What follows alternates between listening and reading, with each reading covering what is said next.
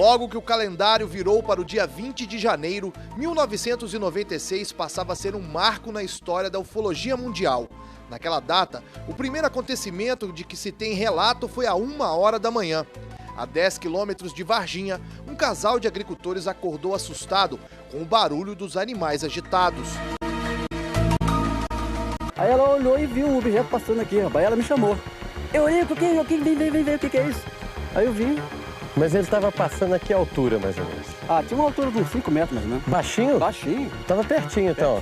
E te deu ideia de ser o que aquilo na hora? Quando você viu aquele... Na hora eu falei pra mulher assim, o que é isso aí? É um submarino? Porque tava flutuando aqui, ó. Poucas horas depois, às 9 da manhã, crianças que brincavam no bairro Jardim Andere, na zona sul de Varginha, teriam visto uma figura estranha dentro de uma construção. De acordo com um relato, o ser se parecia com uma pessoa e um animal ao mesmo tempo. Os bombeiros foram acionados e, segundo testemunhas, teriam capturado a criatura com uma rede e a levado para a Escola de Sargento das Armas do Exército, a ESA de Três Corações. Horas depois e a notícia já corria a cidade. Porém, mais uma aparição ainda estava por vir.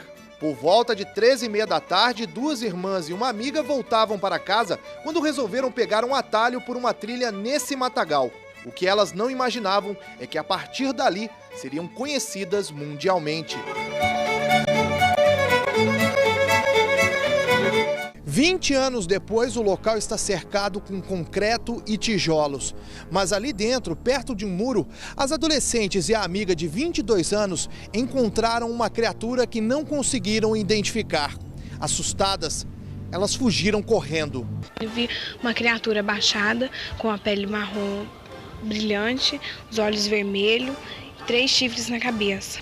Então, na hora que eu vi aquilo, eu saí correndo. Mas eu tenho certeza que não é gente vestida. O suposto ET teria sido capturado ainda naquela noite por 2 policiais que o levariam para o hospital regional da cidade.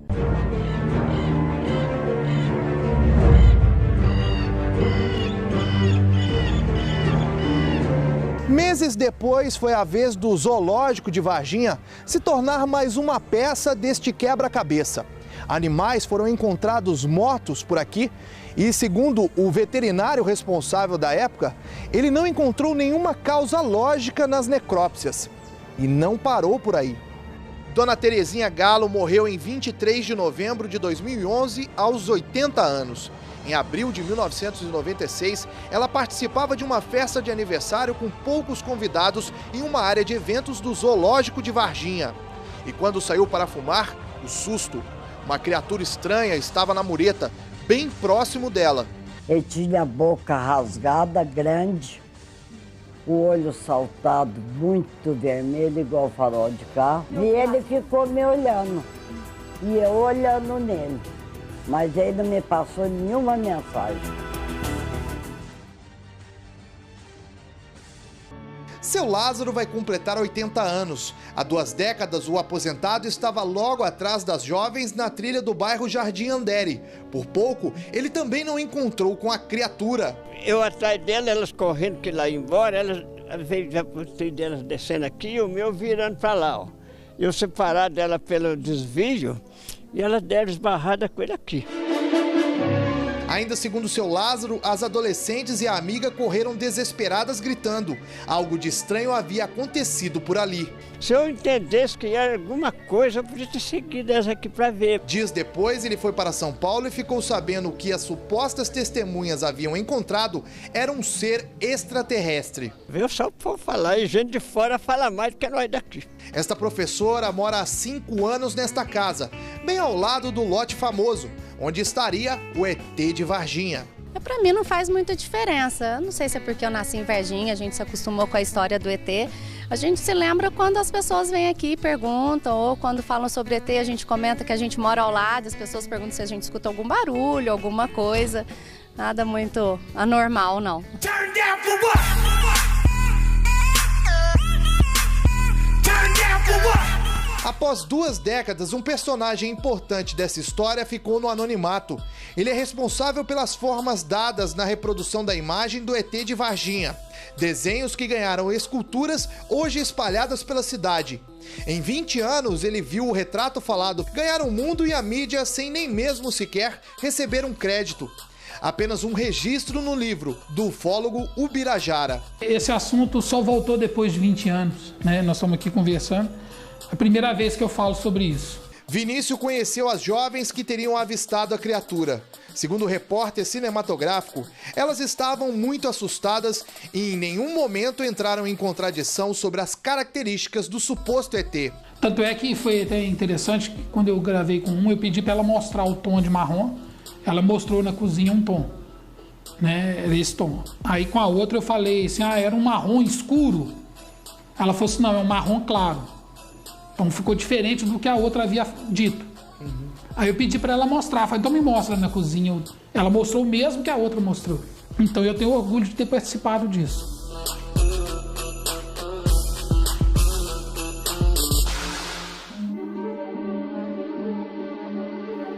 Nossa equipe foi até Niterói, no Rio de Janeiro. Lá, no Museu de Arte Contemporânea, conversamos com Marco Antônio Petit, que lançou no ano passado o livro Varginha, Toda a Verdade Revelada.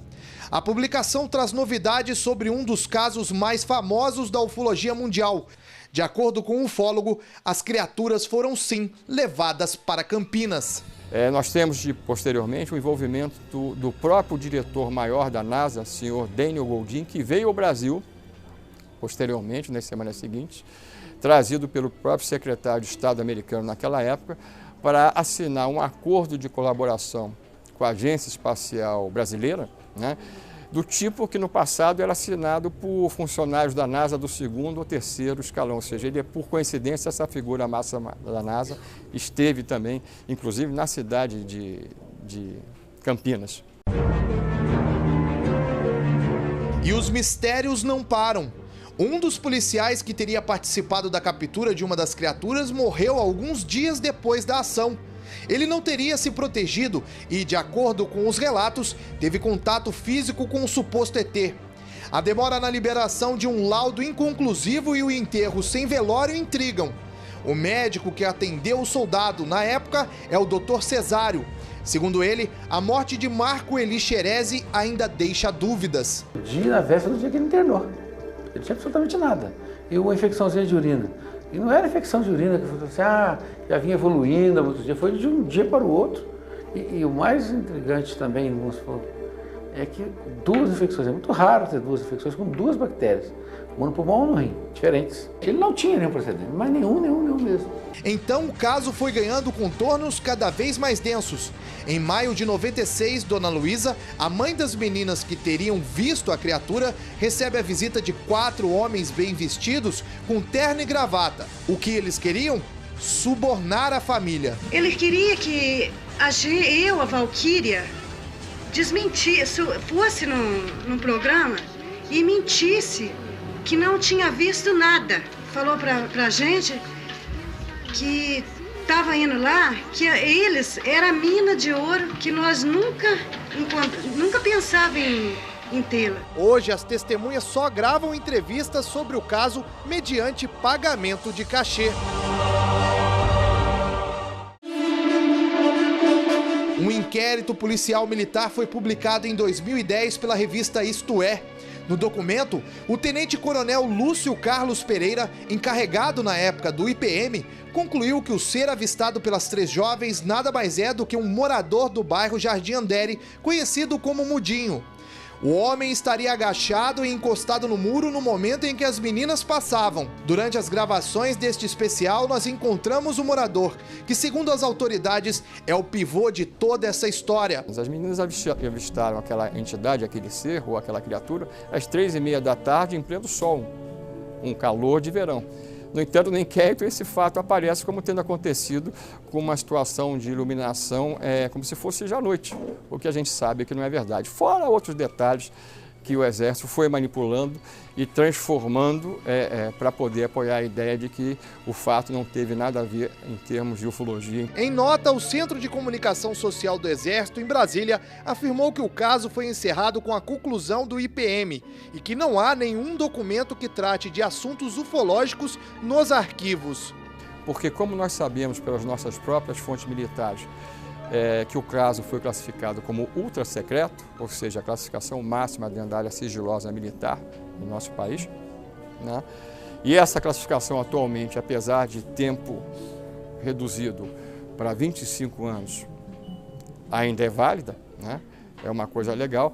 Nós temos que esperar no mínimo até o ano de 2021 para que o Exército deixe realmente de estar amparado nessa situação de poder manter o sigilo em relação a um dos casos mais estrondosos da ufologia brasileira e mundial.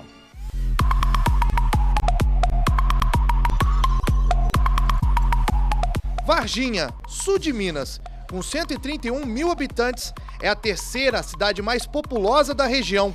Um dos maiores PIBs e uma economia forte, tendo o café como um dos principais produtos. Mas é o ET que chama a atenção. A história de outro mundo faz parte da vida dos moradores. Varginha se projetou muito a nível internacional, a nível mundial.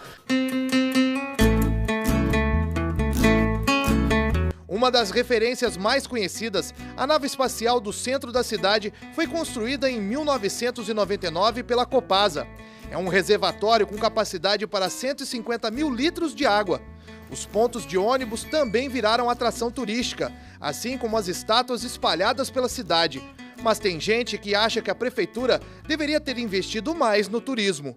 Varginha perdeu a oportunidade de fazer um bom negócio com essa história do ET, né? O ET de Varginha até é considerado o caso Roswell brasileiro, mas as cidades absorveram as aparições de formas diferentes.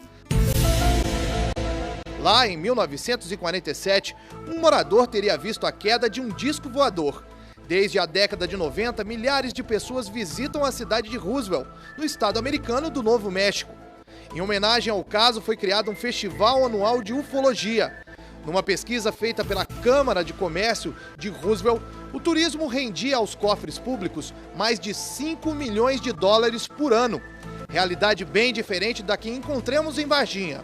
Para o consultor do Sebrae, ainda dá tempo de correr atrás do prejuízo. Foi pouco explorado a questão de conhecimentos espaciais, né, a questão da astronomia como um todo, como é o universo, como são as estrelas, enfim, eu acho que ficou muito focado na questão do ET em si e deixou-se de explorar outras questões mais interessantes, mais criativas. Até mesmo o governo federal investiu no ET. A prefeitura fez um convênio com o Ministério do Turismo para construir um memorial na cidade. As obras foram iniciadas, interrompidas, a cidade quase perdeu a verba e então os trabalhos retornaram, mas nada do espaço ser finalizado. No local, mato alto, cacos de vidro, garrafas de bebidas e lixo compõem um cenário que deveria ser uma atração turística na cidade. No meio dessa confusão, os gastos podem chegar a R$1,5 milhão de reais. O objetivo dessa obra é levar para ali todas as publicações, tudo o que aconteceu e que girou em torno desse fato histórico, e também é nosso propósito transformar aquele local num planetário. Mauri foi um dos primeiros varginhenses a produzir miniaturas do ET. Hoje são 15 pontos de vendas fixos em Varginha, além de outras cidades da região e até de outros estados, como São Paulo, Rio de Janeiro e Bahia. Com preços que variam de R$ 1,50 a R$ 20. Em boas épocas, o artesão chega a vender 1.000 peças por dia. Ele me trouxe tudo de bom na vida, não trouxe nada negativo, só coisa positiva.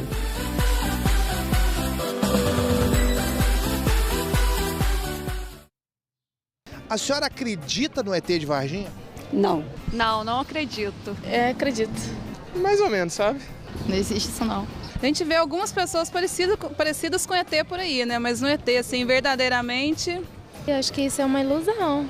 Ninguém provou nada, só falaram. Então, eu acho difícil. Mas é possível? Com certeza, eu não duvido não. É lenda. Se na cidade o caso ET já é algo banal, para quem é de fora, a curiosidade ainda é grande. Só para se ter uma ideia, Olha o caso de Ábia. Ela é da Bahia e trabalha em Varginha. Quando volta para o Nordeste, a pergunta é uma só. Todo lugar que chega só pergunta dos ET. E quando o varginhense viaja, aí você já viu, né? Todo mundo quer saber sobre a criatura. Eu acho divertido, eu levo na brincadeira, eu acho engraçado. Tem gente, conheço pessoas que não gostam muito, mas eu não me importo não. Nem fora do Brasil o varginhense fica fora do assédio. Fernanda mora em Xangai, na China, e por lá... Sempre que eu falo eu sou de Varginha, todo mundo relaciona a cidade com a história do ET.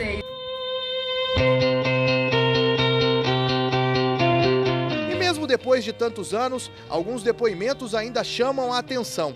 Essa produtora de café morava em Varginha em 1996 e lembra que teve gente querendo uma carona para deixar a cidade. A população acostumou a se reunir no alto do Montserrat esperando que a nave voltasse, que tinha churrasco, tinha pão de queijo, maionese. Então as pessoas levavam suas cadeiras, as churrasqueiras, sentavam na calçada e ficavam todos esperando avistar a nave espacial, coisa que realmente nunca aconteceu, né?